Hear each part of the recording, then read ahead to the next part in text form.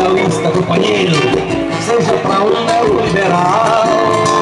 Nosso lado paga bem, mas queima o seu filme, você ganha fama de ser um sacana vendido para o sistema contra o progresso social.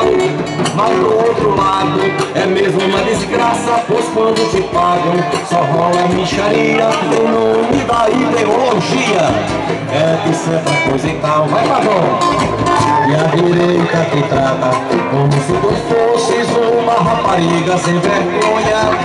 Te usa, te paga, te manda embora e não quer te veja mais.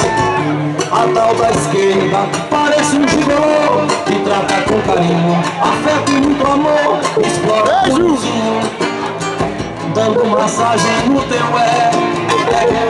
Mas quando se acaba a grana da campanha, o papo que rola, eu devo não nego. E o seu cachê, seu armário, penduram com um prêmio. Eu sei que é ceboso apoiar reacionário, é mais ceboso ainda dar uma de otário. Artista não é louco e uma pilha, precisa de um salário. E como eu já dizia, Milton Fernandes, querendo fazer em cima uma desfeita nesse país de corno. Até a esquerda é de direita. E como eu já dizia, Milton Fernandes, querendo fazer em cima uma desfeita nesse país de corno.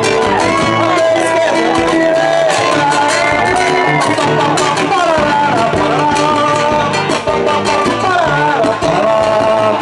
Nesse país de corno, até a esquerda de direita.